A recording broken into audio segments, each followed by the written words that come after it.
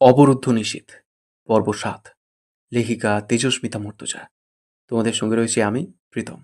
তো চলো without wasting any time শুরু করা যাক। শীত ভালোই পড়ে গেল।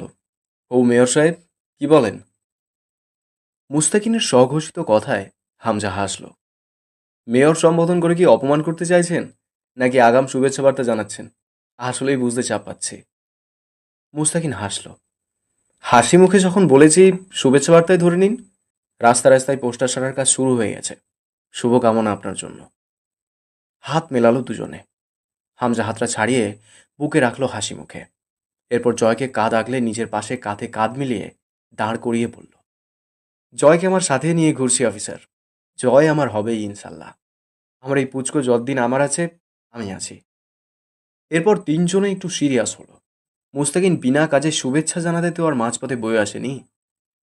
মুস্তাকিন শুরু করলো, হামজা সাহেব দেখুন, লোকের মুখে যা রটে তাই নাকি ঘটে। যদিও এসব কথার কথা, তবুও লোকের এত জোরালো সন্দেহ কেন আপনাদের ওপর? এ ব্যাপারে আগেও কথা হয়েছে, তবুও বারবার আসলে বিষয়টা এসে এখানেই ঠেকে যাচ্ছে। হামজা সোজা হয়ে দাঁড়ালো। দেখুন অফিসার, আপনি কতটা ঠিক বলছেন বা একটু বাড়িয়ে জানি না। লোকের কতটা সন্দেহ আমাদের উপর তা আসলে মেপে দেখার সময় পাইনি ইলেকশনের ঝামেলায়। তবে ততটাও হবে না জানি যতটা বোঝাতে চেষ্টা করছেন আপনি। লোক টুকটাক ভালোই বাসে আমাকে। রাজনৈতিক দলে যেহেতু আছি, প্রতিদ্বন্দ্বীহীন নই। মূলত যে জমিজমা সংক্রান্ত ব্যাপার ওই পরিবারে ঘটেছিল, তার বিচার আমি আর জয় করেছিলাম। সর্বশেষে সময় দিয়েছিলাম কিছুদিন। মানুষ জমি সমস্যায় পড়ে বিক্রি করতেই পারে। ওরা আবার তা ফেরত নিতে চেয়েছিল, কিন্তু সময় পার হয়ে গিয়েছিল। তবু আমি আরও কিছুদিন সময় দিয়েছিলাম। এর মানে এটা কিভাবে হয় যে একটা ছোট্ট 15 বছর বয়সী মেয়ে, যে হয়তো আমার বোনের সমান, তাকে এমন নৃশংসভাবে... মাথা নাড়ল হামজা। যুক্তিতে মেলে আসলে? মুস্তাকিন নিজেও মাথা দোলালো। সে বুঝেছে এমনভাবে। হামজা আবার বলল, কিন্তু এখন একটা বড় কাজে হাত লাগিয়েছি। লোকের চোখে এমনিই পড়ে গেছি। যেমন বিপক্ষ দলগুলোর চোখে, তেমন সাধারণ মানুষ একটা ছুতো পেলে ছাড়ছে না। বোঝেন তো, রাজনৈতিক নেতাদের সাধারণ মানুষ কোনো কালেই ভালো চোখে দেখেনি, কারণ তাদের চাহিদা অপূর্ণ রয়ে যায় বহু। মোস্তাকিন রোদ চশমাটা চোখে আটল। দারুণ সুদর্শন একজন পুরুষের খেতাব পাওয়ার মতো সবই আছে তার মাঝে, যদিও তিনজনেই নিজস্ব বিশেষত্বে বিশেষায়িত। শীতের দুপুর হলেও রোদের ঝাঁঝটা এসে চোখে হানা দিচ্ছে। হামজা যে কথার মারপ্যাচে দারুণ দক্ষ এবং সুবিন্যস্ত কথার কৌশল, তা এড়িয়ে যাবার মতো নয়। আর হবেই না বা কেন? এমনি এমনি নয়। এত কম সময়ে এত জনপ্রিয়তা এবং পরিচিতি নিয়ে রাজনীতি দাপিয়ে বেড়াচ্ছে। মুস্তাকিন প্রশ্ন করল, আপনি বিপক্ষ দল বলতে কী বোঝাতে চাইছেন? সেই বিষয়টা ক্লিয়ার করুন। এখানে আপনাদের এভাবে বেশিক্ষণ ধরে রাখা ঠিক হবে না। সাথে আমার নিজেরই গা জ্বলছে। দ্রুত কথা সেরে নিই। হামজা বলল, আমার চাচা শ্বশুর, মানে সাবেক মেয়র সাহেব। এবার তাকে হারিয়েই আমাকে জিততে হবে। সে কোনো কালেই আমাকে ভালো চোখে দেখেনি, দেখছে না। মুস্তাকিন প্রশ্ন করল, তা কিসের ভিত্তিতে বলছেন? হামজা হাসল। সেদিন জয়কে ডেকেছিলেন তিনি নিজেই। এরপর হঠাৎই জয়ের গাড়ির সামনে বিপজ্জনকভাবে একটা বোঝাই ট্রাক চলে এসে মেরে দিতে দিতে বাঁচিয়ে চলে গেছে। এটাকে কিভাবে ব্যাখ্যা করব? এসব আমাদের সাথে হতেই থাকে।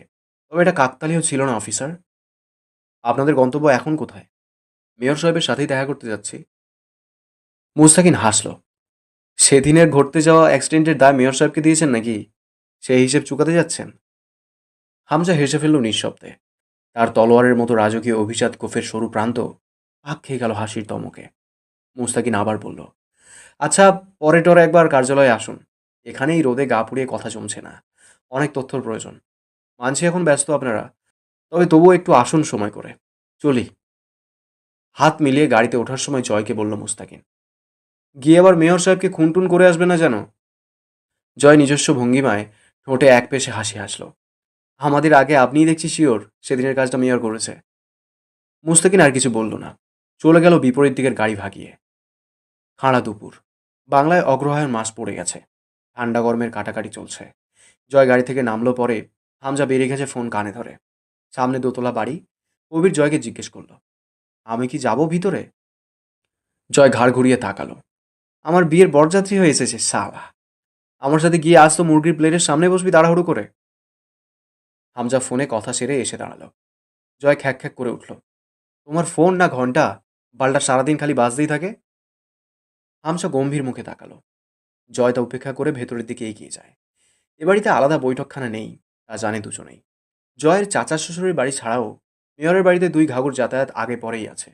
বর্ষা রুমে বসেই রাজনৈতিক আলোচনা সারেন মেয়র কামরুজ্জামান ঝন্টু।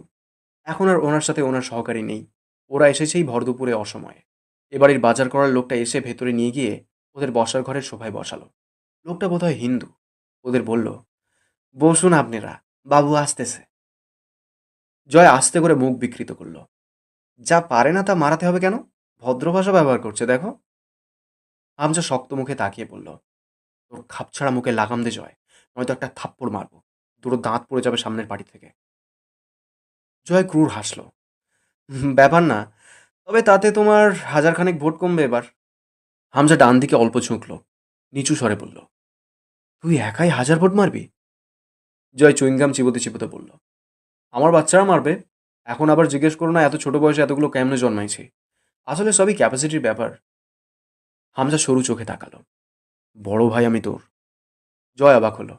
আহ, জানতামই না। আগে বলেননি কেন? ভাইজান, আপনি আমার ভাই, অথচ পরিচয়ই ছিল না। এই সুখ আমি সইব কেমনে? ঝন্টু সাহেব নিচে নামলেন। এবাড়ির সিঁড়ি এক পেশে ধরনের, একদম কিনারে পেঁচিয়ে পেঁচিয়ে উপরে উঠে গেছে। তার বসার রুমে দুটো লম্বা চড়া যুবক বসে আছে। পরনে দুটোরই সাদা পাঞ্জাবি, হাতের কালো ঘড়ি দেখা যাচ্ছে এ পাশ থেকে। চুলের কাটিং আভিজাত। গম্ভীর নেতাগিরির ভঙ্গিমায় বসে আছে দুজন। একই চলন যেন কপি হয়েছে দুটোর মাঝে। তবে একটার মুখ গম্ভীর, অপরটার মুখে গাম্ভীর্যের সাথে মিশে আছে শয়তানি এক ছিদ্র হাসি। অচঞ্চল চোখের চাউনি হামচার। জয়কে যারা চেনে তারা সকলেই জানে জয়ের দৃষ্টি খুব চঞ্চল। কখনো কোথাও এক বিন্দুতে আটকে থাকে না এক স্থানে। পাখির মতো তাকিতুকি চলতে থাকে চাহনিতে। তিনি এসে সোফায় বসার পর হামজা সালাম দিল। চাচা শ্বশুর মানুষ। জয় তাও দিল না, তাকালোও না। সে ফোনে খুব ব্যস্ত। এরকম অশিষ্টতা এরা করতে পারে, না করলেই বরং অস্বাভাবিক। মেয়র সাহেব জিজ্ঞেস করলেন, কি খাবে তোমরা? জয় ফোন থেকে চোখ না তুলে বলল, চা পানি খাওয়ার হলে দুপুরে আসতাম না মেয়র কাকা। দুপুরের ভোজে কি কি আছে সেটা বলুন। মেয়র সাহেব হাসলেন, খারাপ নেই, পছন্দ হবে তোমাদের। খেলে তো ভালোই, এরকম আন্তরিকভাবে খেতে কয়জন চায়? জয় বলল, আলোচনার ক্লাইম্যাক্স ভালো হলে খেয়েই যাব। এখন চা কফি মার্কা সস্তা খাবার রাখুন। মেয়র বললেন, শুরু করো। আপনি বসে যান। আমাদের পরিবার থেকে কেউ মেয়র পদপ্রার্থী হয়ে নির্বাচন করছে এবার, জানেন তো? মেয়র হেসে ফেললেন। কেন, ভয় পাচ্ছ নাকি যে আমি বিরোধী দলে থাকলে তোমাদের পরিবারে ভোট পড়বে না? হামজা মাথা নিচু করে বসে শুনছিল আলাপ। এবার মাথা তুলে হাসল। ভয়? ভয় নয়, আমার ছেলেরা আপনার সাথে হাঙ্গামা করবে কাকা। আমি সুষ্ঠু নির্বাচন চাইছি। তাই আপনি বসে গেলে ঝামেলা থেকে বেঁচে গেলেন। প্রফিট আপনার, অ্যাডভাইস আমার। মেয়র বললেন, রাজনীতিতে এতগুলো বছর কাটিয়েছি হাঙ্গামার সাথে পরিচিত না হয়েই। বেশি দিন বরং ঝামেলা না হলেই খুব মিস করি ঝয় ঝামেলাকে। তো এভাবে কি সব প্রার্থীকে হাঙ্গামা থেকে রক্ষা করতে বাড়ি বাড়ি গিয়ে অনুরোধ করে আসবে? তোমার মতো এমন শুভাকাঙ্ক্ষী বিরোধী কয়জনের কপালে জুটেছে রাজনৈতিক জীবনে? অনুরোধ করছি, হাসলো হামজা। কাকা, আমি শুধু ছাত্রলীগ করে যে জনতার ফেম জুটিয়েছি, আপনি 5 বছর মেয়র থেকে কেন, আরও 10 বছর সময় নিলেও তার একাংশ নিজের করতে পারবেন না। উপহাসের সুরে বললেন মেয়র, আচ্ছা, ক্ষমতাধারী হয়ে গেছে তাহলে? তো সেই হিসেবে এখন তুমি তোমার ক্ষমতার জোরে প্রতিদ্বন্দ্বী নির্বাচন করতে চাও? হুম, তাহলে সেই জিতকে জেতা বলা চলবে নাকি? আমি শুধু আপনাকে বসতে বলছি। তুমি বললে আমি বসে গেলাম? ভয় পেয়েছি খুব তোমাকে জামাই আব্বা। নাটকীয়তার স্বরে বললেন মেয়র।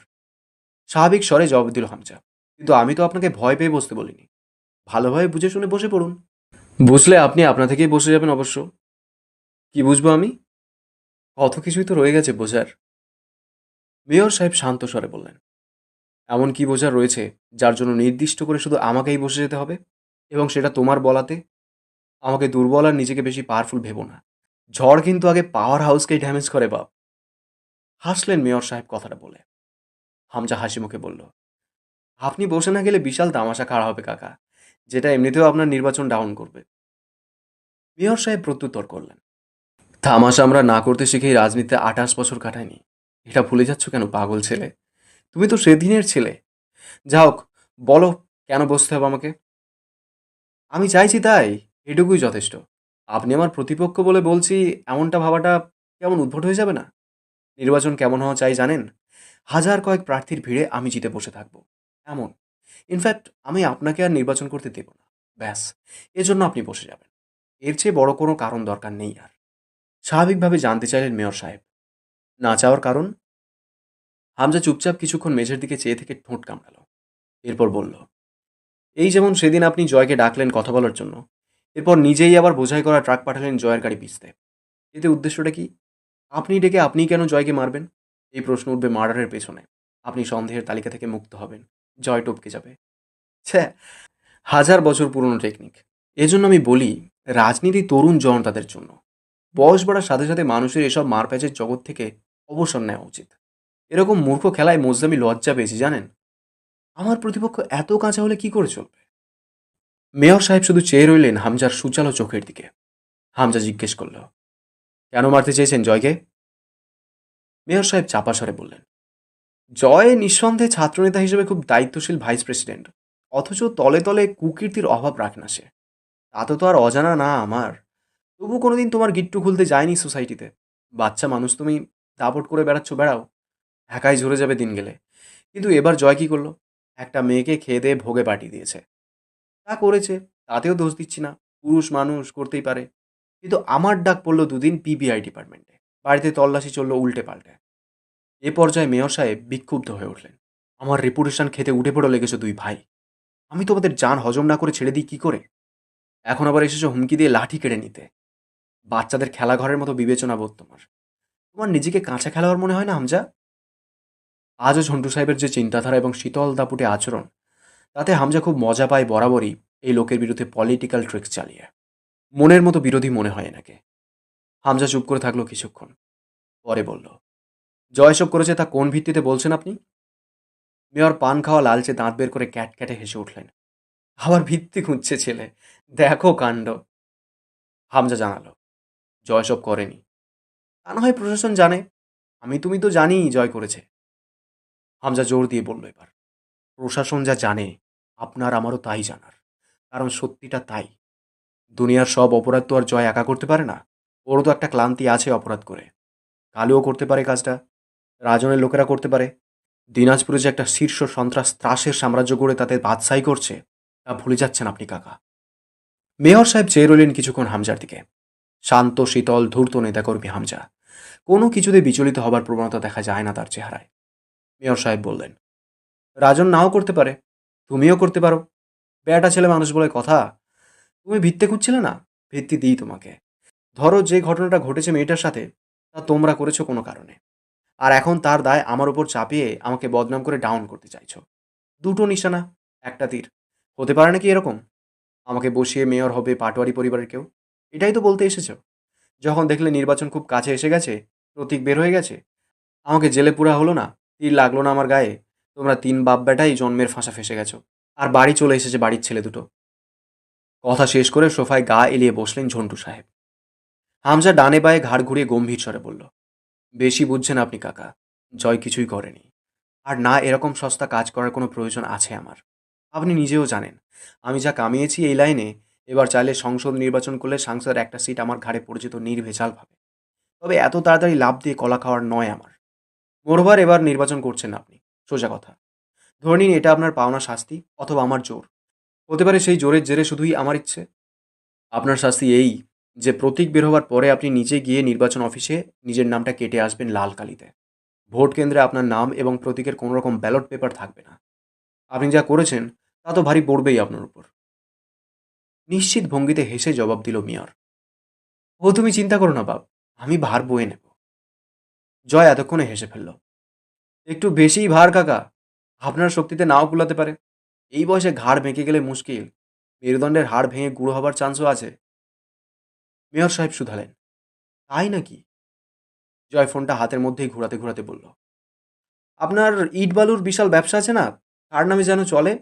আপনার বউ? দুঃখু, চাচির নামে নাকি মেয়ে? ঝিরি এন্টারপ্রাইজ? ঝিরি কার নাম কাকা? মেয়র সাহেব ভ্রু কুচকালেন। জয় ফোনের স্ক্রিনটা ঘুরিয়ে ধরল। সেখানে দেখা যাচ্ছে লণ্ডভণ্ড অবস্থায় সন্ধ্যার আকাশের নিচে গাড়ির ফ্রন্ট গ্লাস ভেদ করে খুব কাঁপাকাঁপির সাথে তোলা একটা ভিডিও। কয়েক সেকেন্ড পর তার অ্যাঙ্গেল চলে গেল গাড়ির ভেতর থেকে জানালা দিয়ে হাত বাড়িয়ে পেছন দিকে দৃশ্যকে শ্যুট করা কোনো ভিডিও ফুটেজ, যেখানে স্পষ্ট দেখা যাচ্ছে যে ট্রাকটা এতক্ষণে এই গাড়ির সামনে ছিল তা গাড়িটাকে পাশ কাটিয়ে এখন পেছনে চলে গেছে। ট্রাকের পেছনে বেশ বড় করে রং দিয়ে লেখা ঝিরি এন্টারপ্রাইজ। ভিডিওটা তৈরি হয়ে গেছিল জয়ের ফোনের ব্যাক ক্যামেরাতে। সেদিন যখন কবিরের ভ্যাটকানো ছবি তুলতে ক্যামেরা অন করেছিল, ঝন্টু সাহেবের মুখভঙ্গিমা দেখে বোঝা গেল না তিনি কি করবেন। খুব খাঁটি রাজনীতিবিদ, বহু বছরের চলাচল এই পথে তার। দুজনে বেরিয়ে এলো বাড়ি থেকে।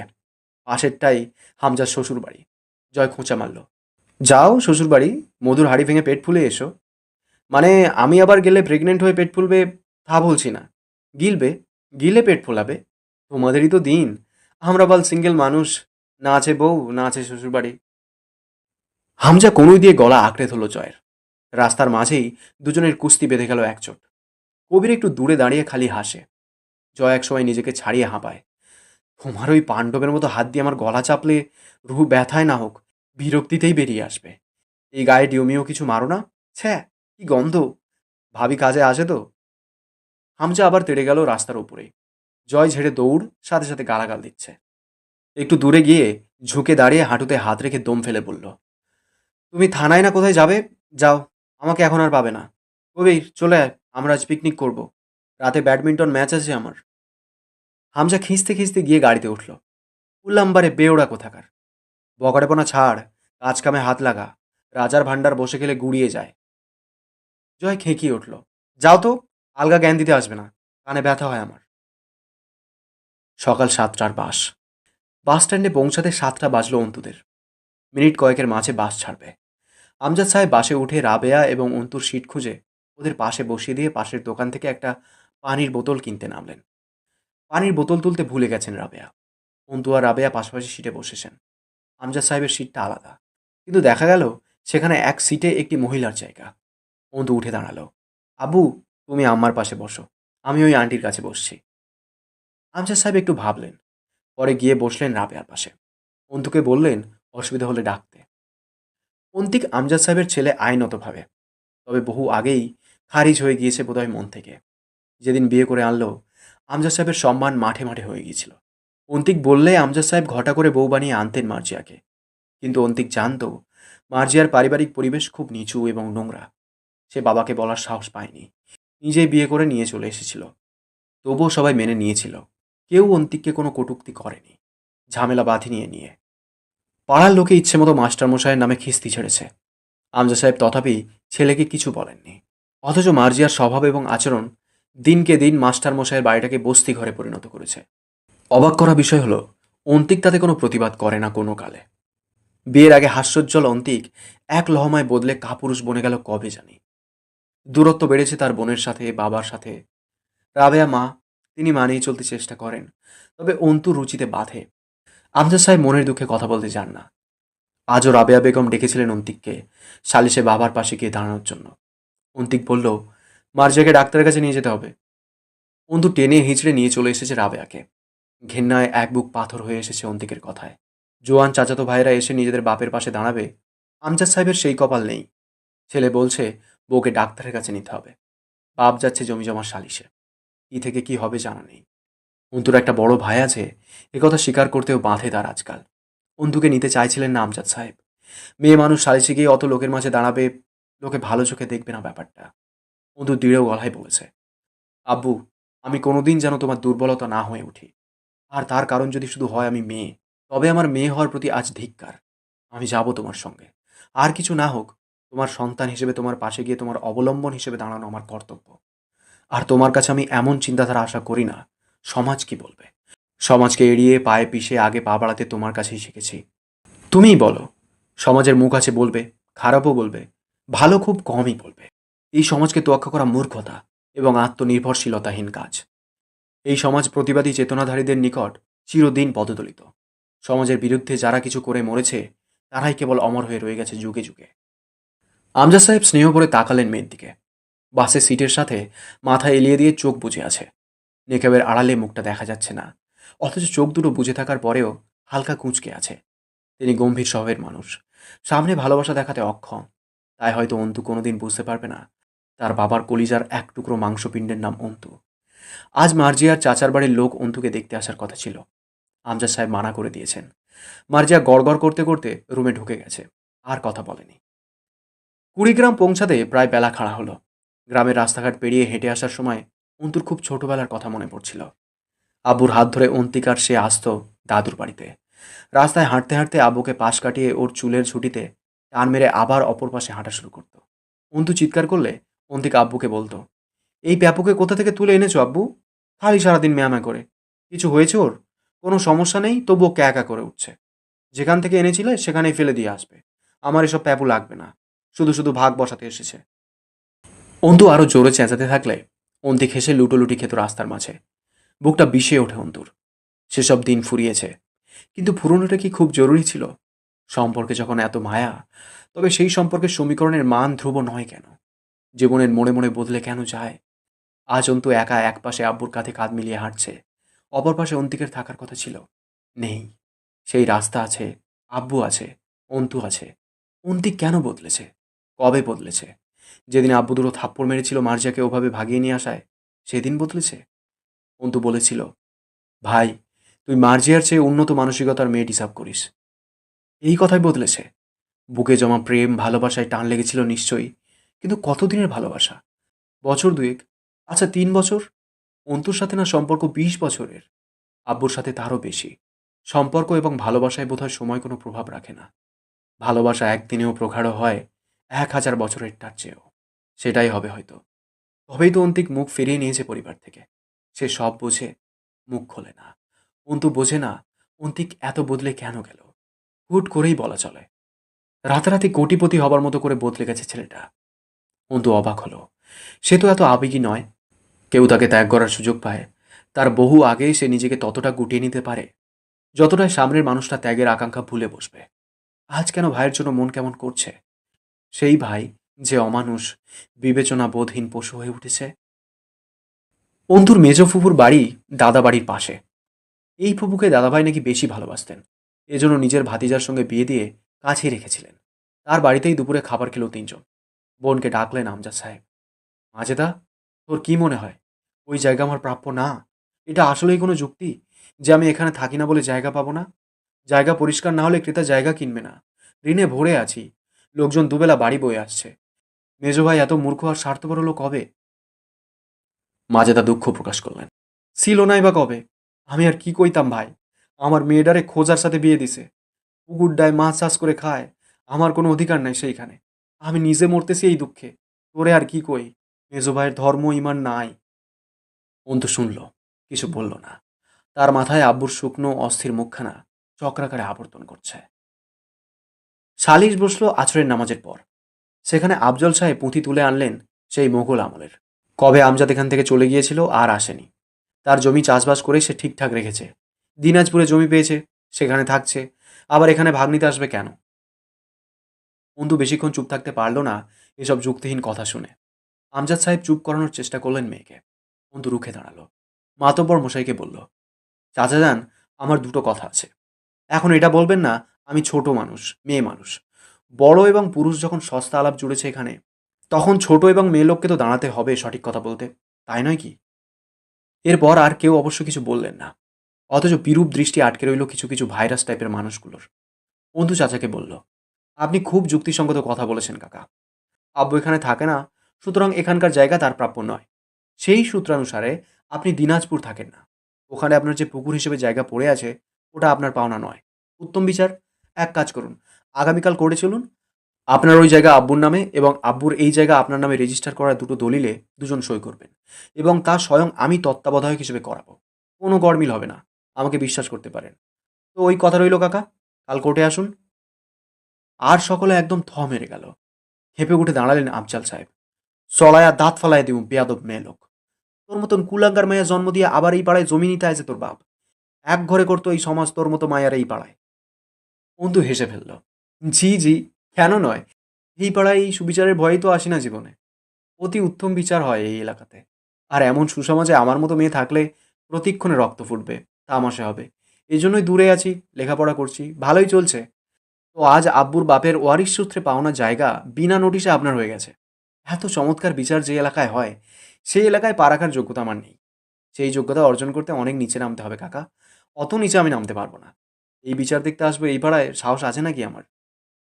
অন্তুর তাচ্ছিলের অপমান বোধ হয় এবার মাতব্বরের গায়ে সহ সকলের গায়ে ছিঁটে লাগলো। সকলেই চোখ ফেড়ে তাকিয়ে আছে। অন্তুর মুখে নেকাবের আড়ালে শুধু গাঢ় চোখ দুটো স্পষ্ট দৃষ্টিগোচর হচ্ছে। সেই চোখে প্রতিবাদ, সেই চোখের তারায় তারায় সাম্যবাদ। সকলের বলার মতো কথা খুব বাজেভাবে ফুরিয়ে গেল। শেষমেশ তবুও আফজাল সাহেব অনেক রকমের বাহানা করলেন, এটা ওটা তুলে নিজের কীর্তন গাইতে লাগলেন, কিন্তু কাটিয়ে দিল অন্তু। এক পর্যায়ে এক বুড়ো মাতব্বর গোষ্ঠীর লোক আমজাদ সাহেবকে বললেন, ও আমজাদ, মায়ারে উকিল বানাইলেও তো পারো গো। মায়া তো সুন্দর, ভালো কথা কইতে পারে দেখতেছি। মায়াডারে পড়াইও, বহু দূর যাইব হে। আমজাদ সাহেব হাসলেন। ধোয়া করবেন চাচা, সেই আশাই আছে। শেষ অবধি অন্তুর যুক্তির সামনে, এবং যেহেতু আমজাদ সাহেবের ন্যায্য ওয়ারিশ সূত্রে বাপের সম্পত্তি প্রাপ্য জায়গা, কিছু করার নেই এখানে জাল ভাবে। টাকা খেয়েই এসেছেন মাতব্বর আফজাল সাহেবের, কিন্তু জনগণের সম্মুখে নিখিল বিচার না করে উপায় রইল না। শেষ অবধি মুখে মুখে একটা ফাইসালা এলো। আফজাল সাহেবের গোয়ালের যে অংশ আমজাদ সাহেবের জায়গায় চড়ে গিয়েছে, সেটুকু ভেঙে জায়গা বের করে দিতে হবে।